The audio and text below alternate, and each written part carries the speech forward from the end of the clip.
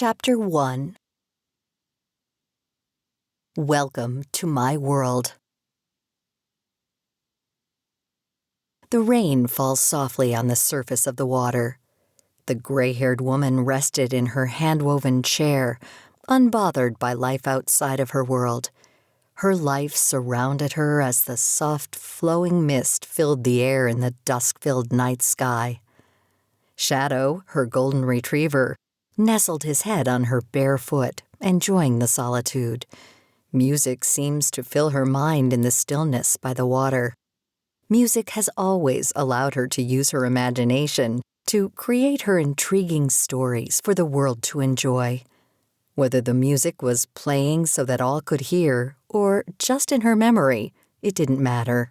Not to her, anyways. The water was just a flick away from her, stretching her foot to touch the edge. She smiled, watching an inquisitive fish jump into the fog that was beginning to blanket the surface. His mission was successful, and the unknowing bug became his evening snack. The wind stirred through the branches of the trees that surrounded her secluded cabin, making a melody that she recalled so many times before, blending with nature and the harmony of Lake Asling. Would others hear the song? Some maybe, and maybe not. Since the sound was so very clear to her, it didn't really matter. Talise always loved observing her visitors, watching for their reactions, wondering if they heard the melody too. Most didn't. She'd always chuckled to herself while analyzing each person's reaction. It was time to open her heart to another couple, and in her own way, welcome them to her world. A local television producer arranged to have what they call a documentary created about her.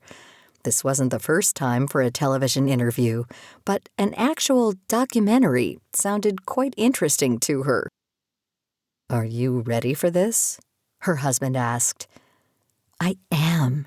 It's exciting to be asked to talk about us and our lives. Are they ready for this?" she laughed. The empty chair beside her rocked back and forth. Laura wrote in her notepad, "Talise Kavanaugh, world traveler, lecturer, counselor, author." Joe, her cameraman, was attentively driving to their next destination to interview a woman many call the Beholder. "Were you able to do any research on her?" Joe asked. "Yes.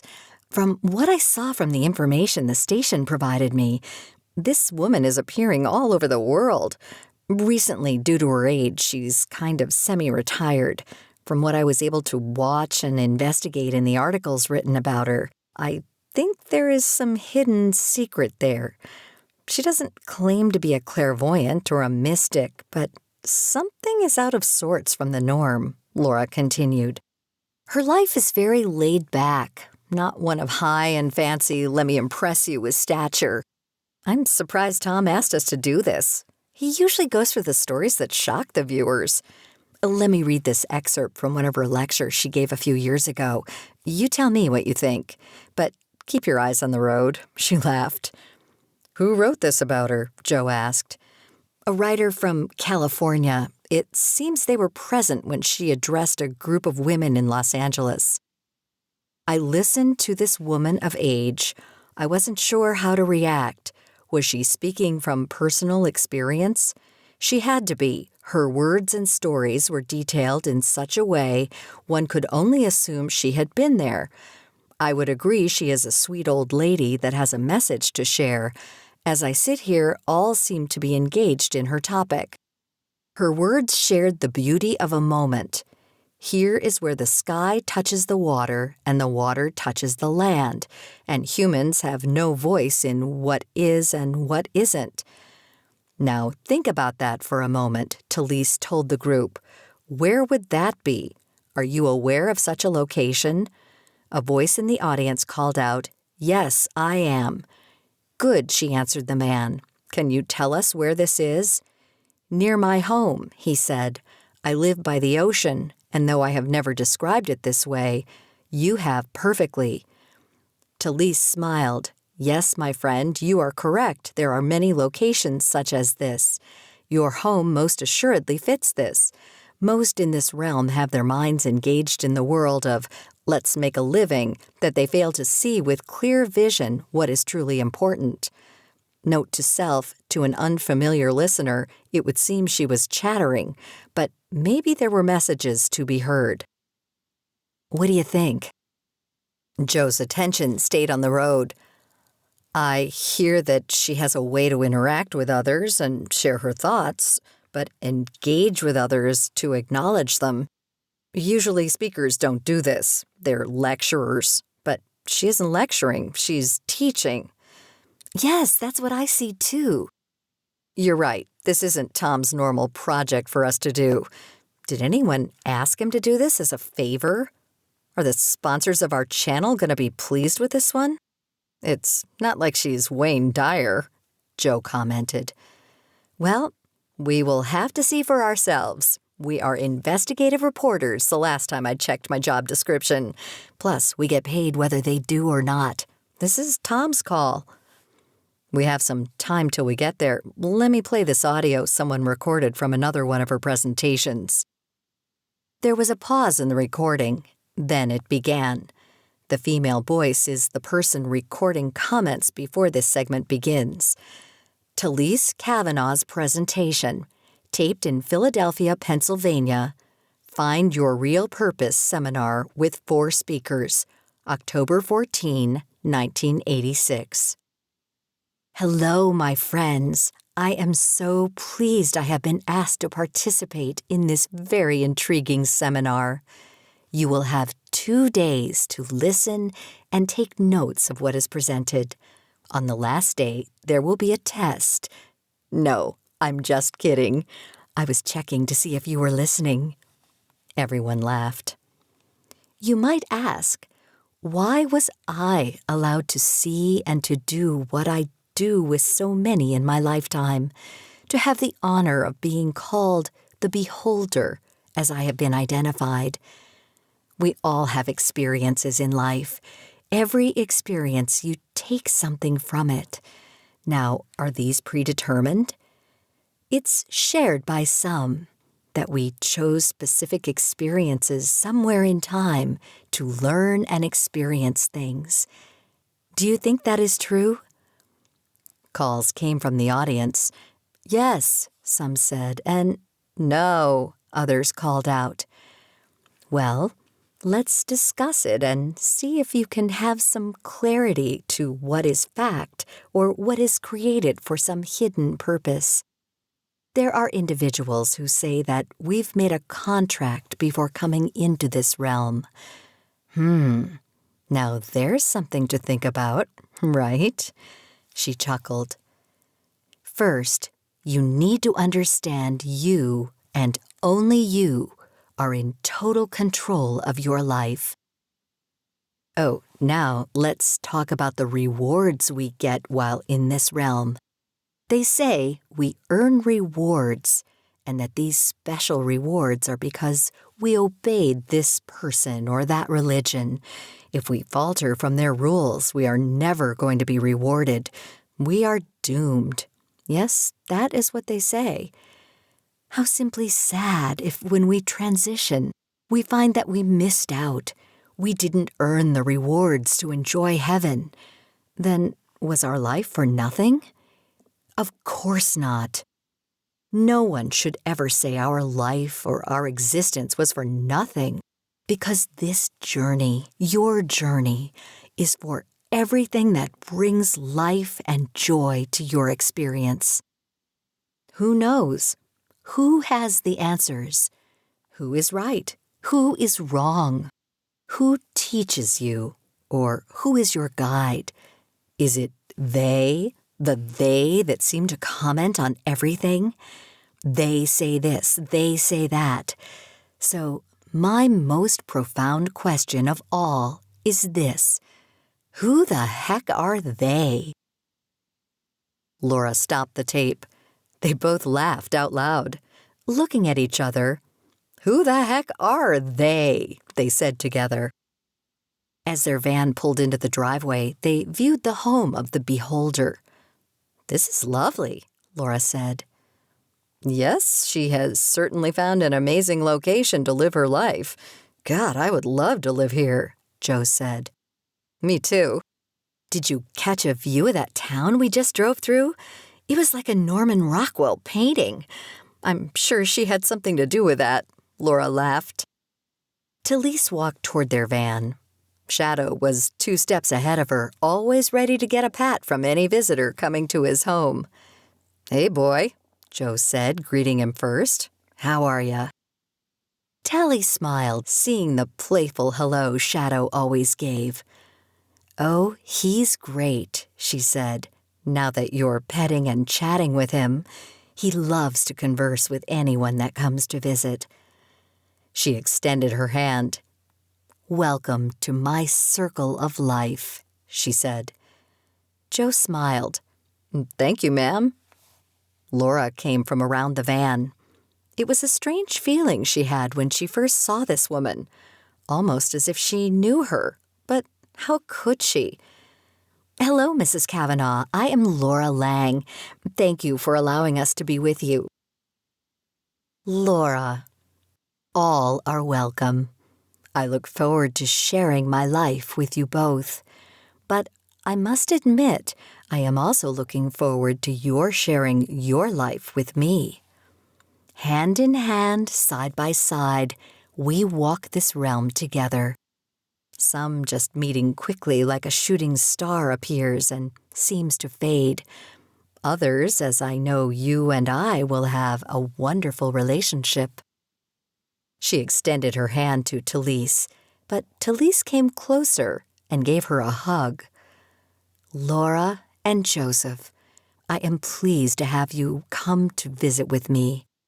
I assure you—" She hesitated. "Well, let me just say this.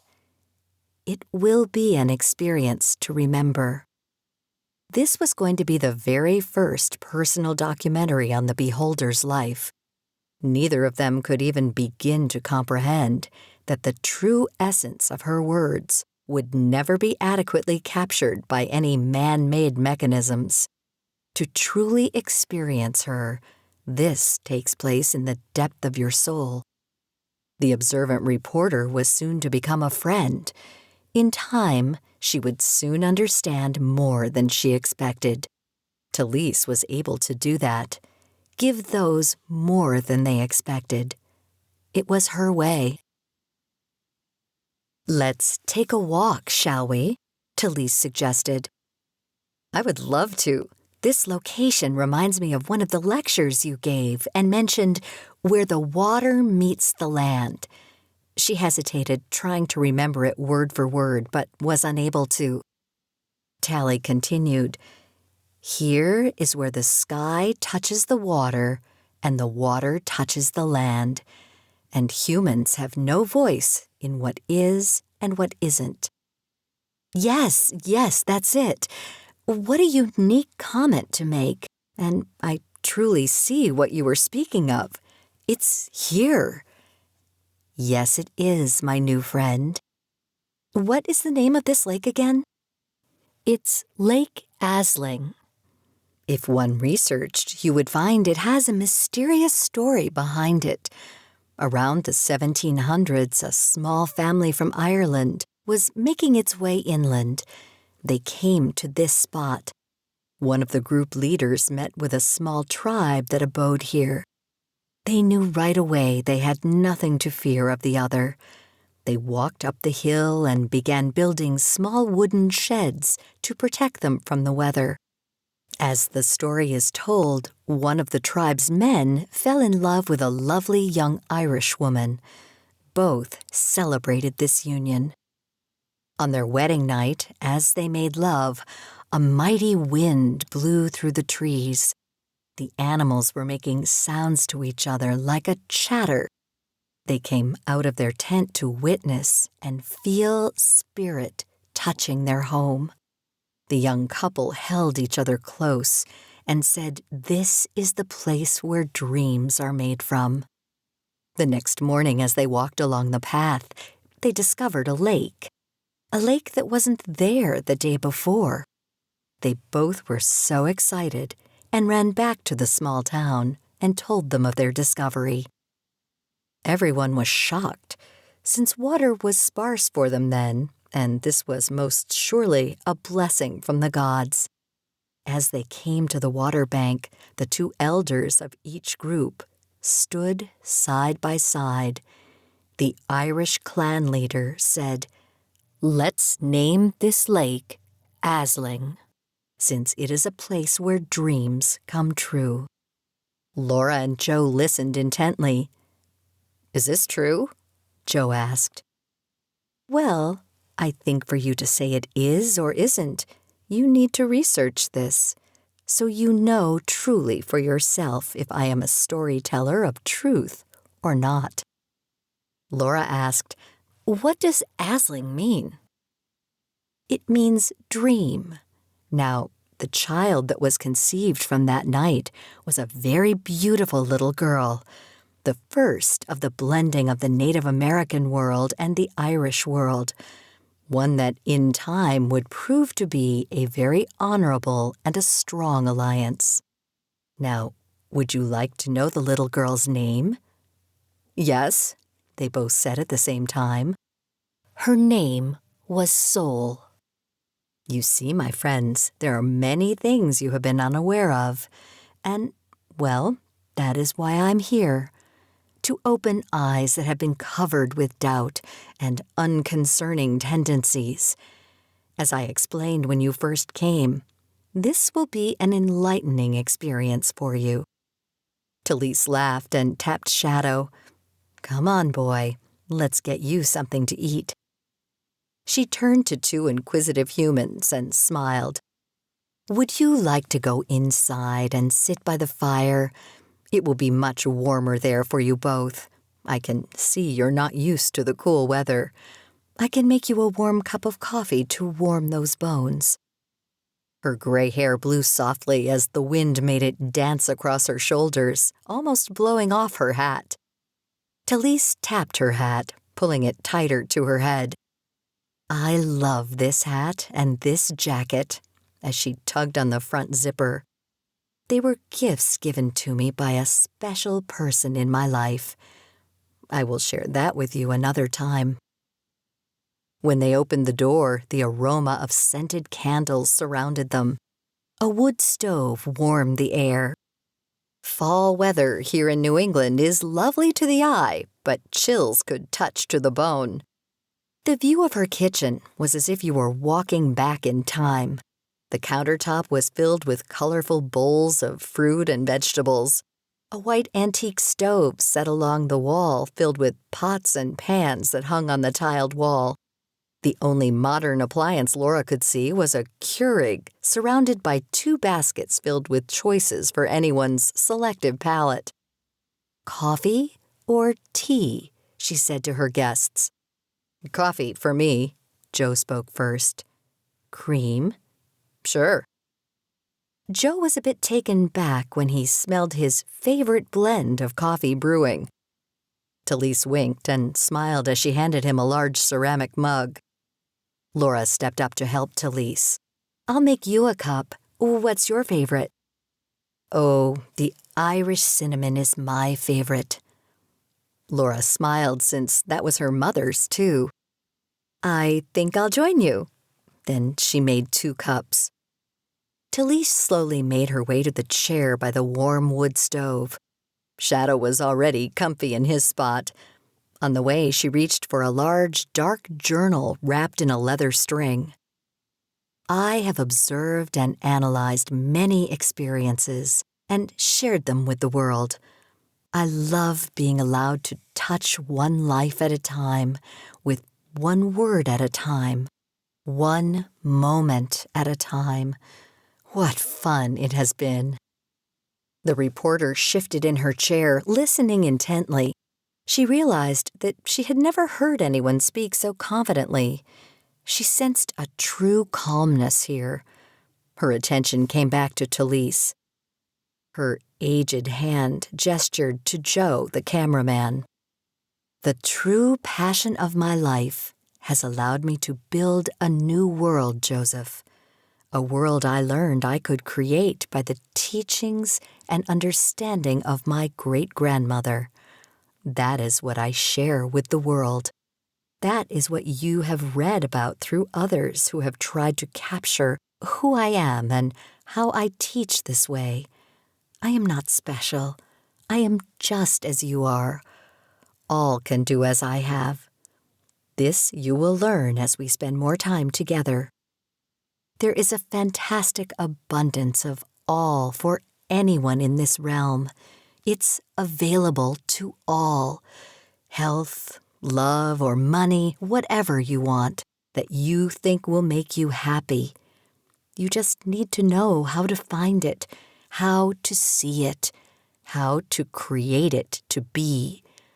I know it's hard to acknowledge your life is created just by a thought, yet it is.